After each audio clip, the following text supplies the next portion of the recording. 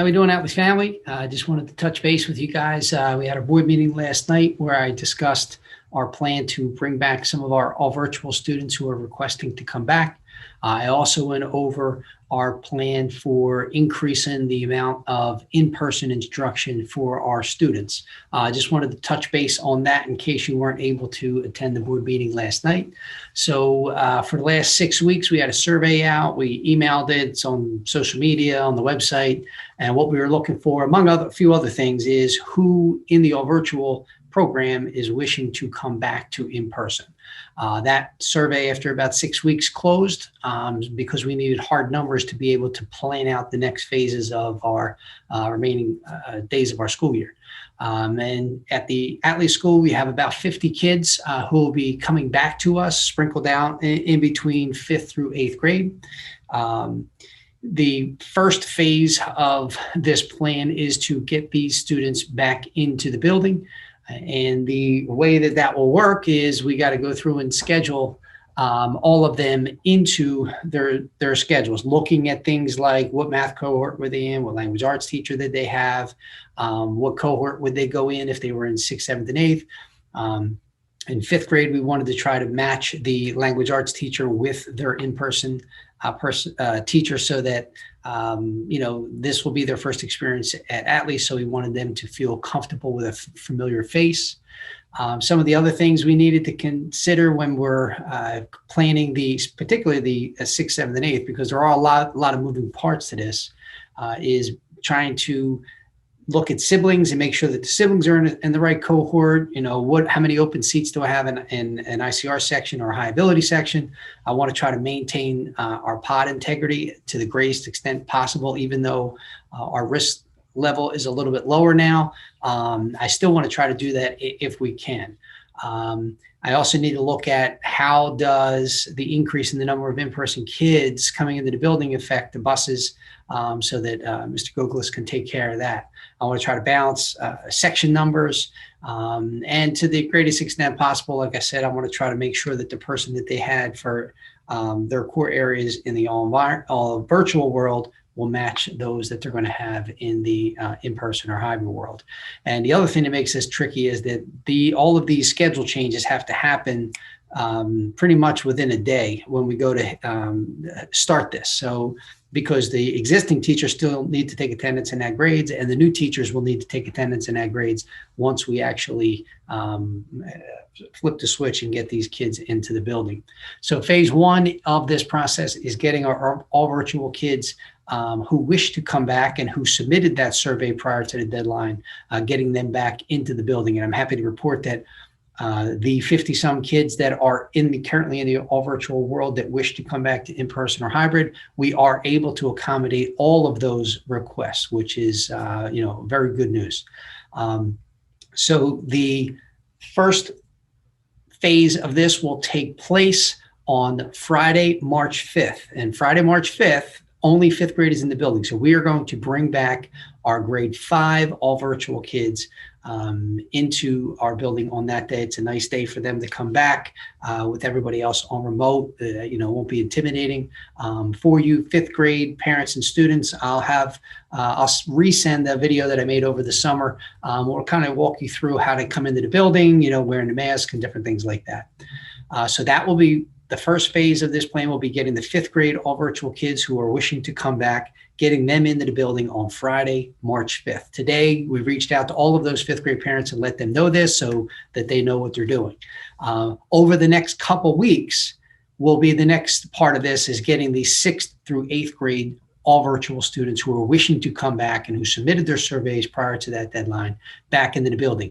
And the students who are going to be in the Monday, Tuesday cohort, they will start back in-person hybrid on March 15th, which is a Monday. The students who will be placed in the Wednesday, Thursday cohort will start their in-person or hybrid instruction on Wednesday, March 17th. And again, we'll reach out to those parents and students in the coming weeks once we start to finalize and balance out the cohorts and the sections and things like that. That'll take a little bit more time. The 5th grade was pretty straightforward. I will be having a parent and principal Q&A session. I've had at least one of these every month so far this year. Next Tuesday, March 2nd at 4 p.m. I'll send out some information on that as we get closer to it. So just be on the lookout for that. And that's for anybody who wants to come, but primarily if there's any all virtual kids or parents who have some questions about, what things did it need or the process to get back in the building, they'll be able to address those questions at that time.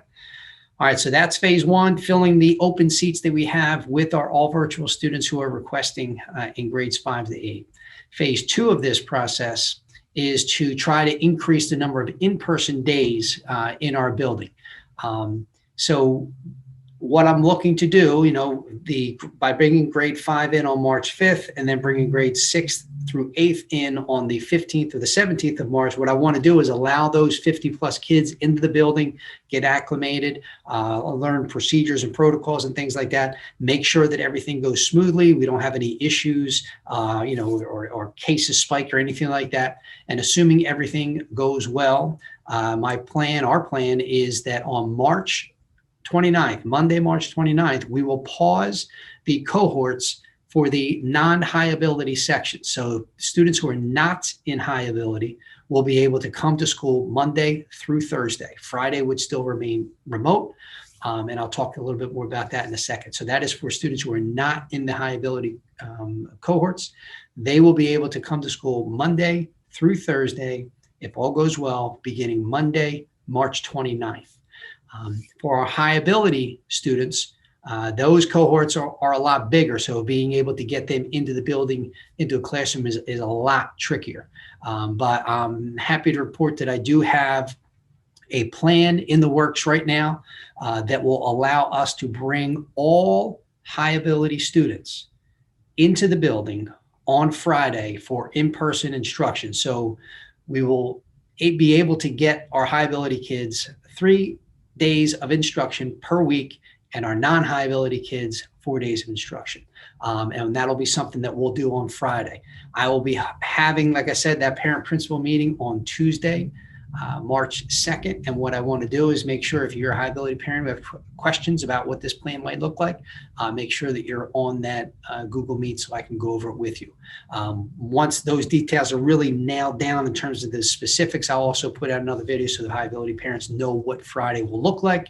But they will be in the building, all high ability students from 6 to 8 on Fridays, every Friday, all high ability kids for their regular 7:45 to 11:45, our normal half-day schedule that we've been running. And they will have all 4 academic classes, math, language, arts, science, and social studies. So they will have, on Friday, we'll have a 4-period day. And again, I'll talk more about that specifically with high ability kids as we get a little closer. And I'm looking to start that high ability, that extra day to make it 3 days on Friday, March 26th. And again, I'll put out more information on that, but I know that some people couldn't make that meeting last night. I've had a couple of questions today about, things that are coming up. And I just wanted to put this video out so that you guys know that phase one is filling the open seats for the all virtual kids who are wishing to come back and who's informed us prior to that deadline. And then phase two would be pausing the cohorts Monday through Thursday, pausing the cohort so that students in the non-high ability sections can come Monday through Thursday. And then we will have a plan for high ability kids so that all high ability kids, both cohorts, Monday, Tuesday, and Wednesday, Thursday, would come to school on Friday, beginning March 26th, which is a Friday. And then the pausing of the cohorts so that we would have 4 days a week would begin on Monday, March 29th. All right, Atlas family, that concludes this video. Just a reminder again, Tuesday, March 2nd at 4 p.m. will be a parent-principal Q&A session. 4 p.m., I'll have that Google Meet information out on the website and social media and everything like that so that you can join us. I'm sure Dr. Dooley, our superintendent, will be on that Google Meet with us. And, we're looking forward to getting some more kids back into the building, and we're looking forward to getting them back in the building more frequently in the coming days and weeks ahead of us. Have a great day and enjoy your weekend.